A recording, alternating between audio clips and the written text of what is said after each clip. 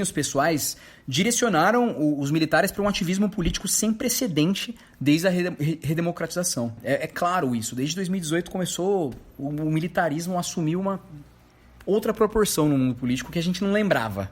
A gente que era novo, né, antes, nunca tinha visto um militar ser tão ativo na política. Essa insubordinação ao poder civil teve na criação da Comissão Nacional da Verdade em 2012, sob a gestão da Dilma Rousseff ainda, suas primeiras manifestações. Mas foi o já famoso tweet, né, do general Vilas Boas, então comandante do Exército, ameaçando o Supremo Tribunal Federal em 2018, durante o governo Michel Temer, que estimulou, né, toda a caserna militarista a sair de vez do armário constitucional e constranger os demais poderes políticos, né? Fato que, por si só, contribuiu para a eleição da chapa Bolsonaro-Mourão. 100% do exército estava alinhado desde o início com eles, né? Na composição e condução do seu governo, o Bolsonaro criou um padrão peculiar, né, no pilar republicano das relações civis militares. Ele criou reservas de mercado, né, para os militares como forma de garantir o apoio das Forças Armadas à sua gestão. A gente tem muitos exemplos, né? O aparelhamento de militares em cargos de indicação política no governo Bolsonaro é o maior da história, maior ainda que na Venezuela, como já trouxemos aqui, né? A criação das escolas cívico-militares, a intenção de contratar militares da reserva para uma força-tarefa no INSS recentemente, a reformulação da carreira de um militar como ministro e a ocupação de cargos supostamente destinados a civis por militares da reserva.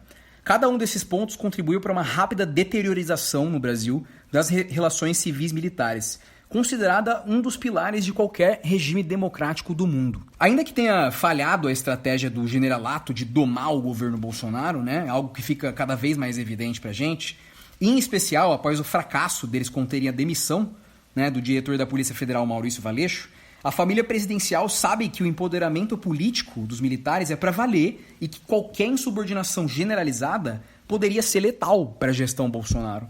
Daí o seu interesse em ocupar politicamente os militares e inclusive remunerá-los bem para isso. Esse arranjo é magistral porque você agrada individualmente pelo aumento de rendimentos pessoais e agrada os militares institucionalmente pela tentativa de reescrever, né, a história da ditadura, né? Como vimos tentando. O Olavo de Carvalho solta séries sobre isso no YouTube, que milhares de pessoas, inclusive pessoas próximas, de familiares de pessoas muito próximas, né, assistem esses documentários que subvertem a história. E tudo isso faz um agravamento do populismo, do novo populismo no Brasil, né? Passando uma falsa imagem de ordem social e moral que o militarismo corresponderia. Porém, o aumento da insatisfação popular do presidente por suas atitudes negacionistas, né, sobre o coronavírus e a renúncia bombástica do Sérgio Moro já movimentaram parte dos militares em direção a um possível governo do vice Hamilton Mourão. O que alguns veem como a salvação da República pode ser um aprofundamento do dilema democrático, né, o impeachment. O problema é que, ao se tornarem fiadores da permanência ou não do bolsonarismo na Previdência, as Forças Armadas deixam clara a sua atuação política, reforçando a inconstitucionalidade, né, de seu autogerado poder moderador. Os militares estão tendo essa relevância novamente. Não cabe aos militares, constitucionalmente, definirem o destino de qualquer governo. Tampouco é desejável que eles façam isso, né, pelo princípio de subordinação democrática dos militares ao poder civil. É esse princípio que garante que as Forças Armadas não intervirão na política quando discordarem do governo de plantão, devendo obedecer ao comandante em chefe escolhido democraticamente pelas eleições. A gente não pode perder isso em vista também.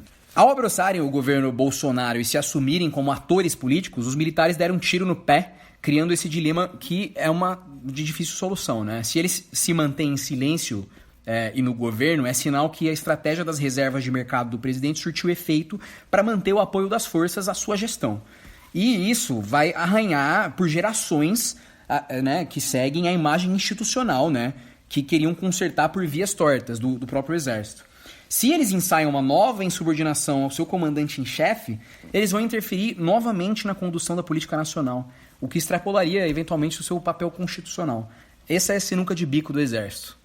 E aí, né, não tem uma resposta fácil para isso, por conta desse protagonismo errado que eles assumiram. As pessoas falam tanto da Venezuela, né, e olha o exército brasileiro. Não, e é exatamente o que a gente está vendo. O bolsonarismo é o mais próximo do que o Brasil chegou de ser uma Venezuela. para quem falava que é preciso tirar o PT para o Brasil não virar uma Venezuela, na verdade o Brasil nunca esteve tão próximo de ser uma Venezuela com o Bolsonaro no poder, tipo, e o que tudo isso leva, né? Todas as reações de um presidente como o Bolsonaro no poder, inclusive com relação ao que ele faz e desfaz e com relação ao que ele tem de apoio e não tem, e aí você põe exército, você põe um monte de coisa e o que ele pode vir a fazer, né? E o que cada vez mais está distante, na verdade, porque cada dia mais perde força o bolsonarismo, porém flertamos, o brasileiro acho que tinha, na verdade, um fetiche de ser a Venezuela. Chegamos bem perto e não foi com o governo do PT, que inclusive, né, o Partido dos Trabalhadores demora a largar o osso Venezuela da gente se posicionar, e realmente isso gera, né, uma insatisfação de quem realmente se preocupa com a Venezuela e não realmente quem trata a Venezuela como um instrumento ideológico de eu apoio isso, eu apoio aquilo. Mas o quanto é difícil, né, para essas pessoas se posicionarem contra também o que acontece. Eu acho que o Coronga, acima de tudo, sabe exatamente o que se passa na Venezuela com relação à parte ruim do país e a parte de que os interesses em cima do país também, né, dos Estados americanos, Unidos, exatamente, do que eles fazem, nem lá nem cá, mas o quanto que, olha só, quase, né, entregamos o Brasil a um novo pensamento aí que chegou mais próximo disso. É impressionante como o brasileiro ele se coloca numa sinuca de bico, né? Se depender do Ernesto Araújo, que comentamos no último episódio, o Brasil será a Venezuela das relações exteriores. Assim, será sim o capacho americano. Ambas as estratégias, né, do exército que eles podem seguir nesse momento desequilibram o pilar democrático das relações civis militares e causam danos e implicações de longo prazo para o regime democrático e para a vida de gerações de brasileiros. Uma participação maior das Forças Armadas no poder pode significar ameaças aos direitos civis, controle social autoritário, uso de força letal em policiamentos, né, o acesso do governo a dados sigilosos via serviços de inteligência não democráticos, que foram explicados, inclusive, no detalhe, né, no Deus Machina, nosso episódio 15, e a militarização do ensino e da justiça, etc, etc, etc. Assim, essa é a preocupação, né? Voltar novamente a um estilo de vida autoritário, controlado por pessoas que detêm realmente o poder, né? O poder bélico. E enquanto o governo Bolsonaro agoniza e se acirram, né, os seus pronunciamentos antidemocráticos, mais afundado na lama ficam os militares. Sair desse dilema e entender o seu verdadeiro papel no Estado democrático de direito talvez seja o maior desafio da história das Forças Armadas brasileiras. Será que eles vão aprender a lição? Antes da gente passar para os nossos últimos tópicos, fica a indicação aqui para os nossos leitores obrigatória da reportagem exclusiva também do jornal Intercept Brasil, feita pelo jornalista Sérgio Ramalho. Outro golaço do jornal que, inclusive, teve a Vaza Jato reconhecida oficialmente, né, pelo Jair Bolsonaro no Twitter, ao dizer que ficou do lado do Sérgio Moro, enquanto o PT e o PDT faziam de tudo para destituir ele do cargo, face ao exposto no excelente trabalho jornalístico do Glenn Greenwald, que comprovou que a Lava Jato era, sim, uma operação política maliciosa e combinada, né? O Sérgio Ramalho comprova que o Flávio Bolsonaro financiou e lucrou com a construção ilegal de prédios erguidos pelas milícias utilizando dinheiro público. É o que mostram documentos sigilosos e dados levantados pelo Ministério Público do Rio de Janeiro, aos quais o Intercept teve acesso. A investigação preocupa a família Bolsonaro. Os advogados do senador já pediram 9 vezes que o procedimento do Ministério Público seja suspenso. O investimento para as edificações, levantadas por 3 construtoras diferentes, foi feito com dinheiro de rachadinhas, coletados no antigo gabinete do Flávio Bolsonaro na Assembleia Legislativa do Rio de Janeiro, como afirmam promotores e investigadores que deram as informações ao Intercept sob a condição de anonimato. O andamento das investigações que fecham um cerco contra o filho, né, o 01 do Jair Bolsonaro, é um dos motivos para que o presidente tenha pressionado o ex-ministro Sérgio Moro pela troca do comando da Polícia Federal no Rio, que também investiga o caso e em Brasília. O inquérito do Ministério Público do Rio, que apura fatos de organização criminosa, lavagem de dinheiro e peculato, que é o desvio de dinheiro público, pelo filho do Bolsonaro, segue em sigilo. O Intercept teve acesso à íntegra da investigação e é por isso que a gente sugere que vocês leiam essa reportagem por ser bem completa e técnica. Os investigadores dizem que chegaram à conclusão com um cruzamento de informações bancárias de 86 pessoas suspeitas de envolvimento nesse esquema ilegal que serviu para irrigar o ramo imobiliário da milícia. É bem absurdo. Os dados mostrariam que o hoje senador receberia o lucro do investimento dos prédios, de acordo com os investigadores, através de repasses feitos pelo ex-capitão do BOP, Adriano da Nóbrega, executado em fevereiro desse ano, e pelo ex-assessor Fabrício Queiroz. Ambos tiveram suas histórias bem detalhadas pelo Coronga em seu terceiro episódio, Paulo Vale. Além de a gente pensar, né, que o da Nóbrega tá morto, o Bebiano tá morto também, né? Pessoas que poderiam realmente falar bastante a respeito desse, né, do bolsonarismo em si, e, né, o Sérgio Moro que se cuide, porque ele se envolveu com pessoas bem perigosas, inclusive, né, o que corrobora ainda mais com tudo isso, né? No domingo, a Folha trouxe aí em reportagem que a Polícia Federal identificou Carlos Bolsonaro como o articulador desse esquema criminoso das fake news, né? E a troca também, né, todo isso que envolveu a troca do Ministério da Justiça e da troca do Valeixo também envolve enfrear a investigação com relação ao Carlos ser o cabeça de esquema, algo que todo mundo já sabia.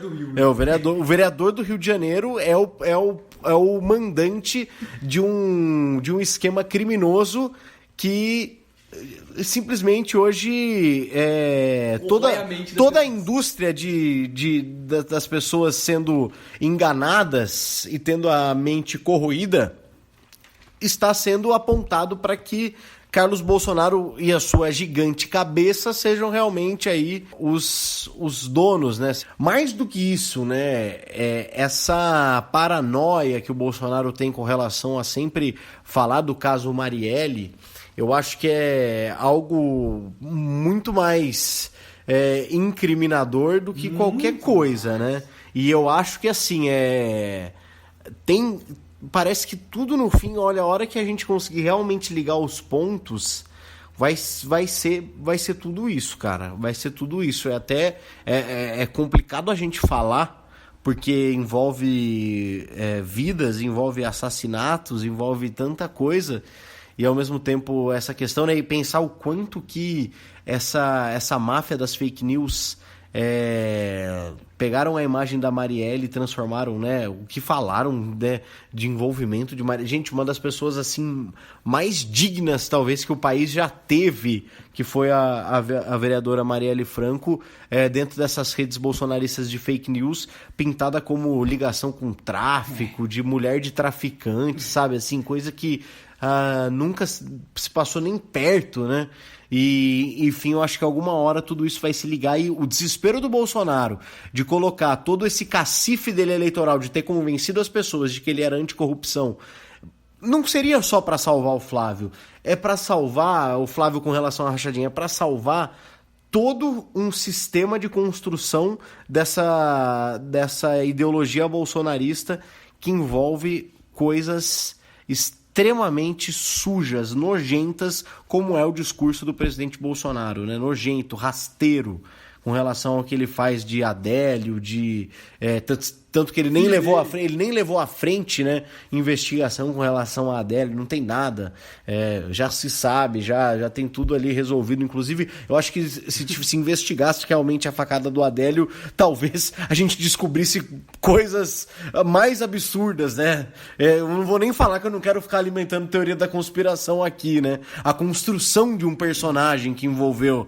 essa facada. Enfim, não quero ser leviano aqui, mas só para encerrar essa parte realmente de toda a construção, né, desse bolsonarismo, desse morismo, de que se retroalimentava até então, e de que o bolsonarismo é um filhote feio do morismo. Que filhotinho feio do morismo. E o próprio morismo agora, ó, esse filho não é meu, não. Mas quem pariu o Matheus Quimbali, meu amigo. Há disputas em que não tem lado bom. Talvez agora algum bolsonarista até esteja gostando de ouvir isso, né? Eu não sou daquela... Eu não gosto do Bolsonaro. Eu não gosto do governo dele. Acho desastroso e desastrado. Agora, nem por isso, só porque o Sérgio Moro ataca o governo dele, então o Sérgio Moro passa a ser imediatamente meu aliado. Na fórmula geral, não é o caso de inimigo, mas é só para dar aquilo que circula por aí como clichê, né? O inimigo do meu inimigo é meu amigo. Meu não. Oxe, mas de jeito nenhum. O quão desesperador que é ser bem informado, né, nessa era das pós-verdades.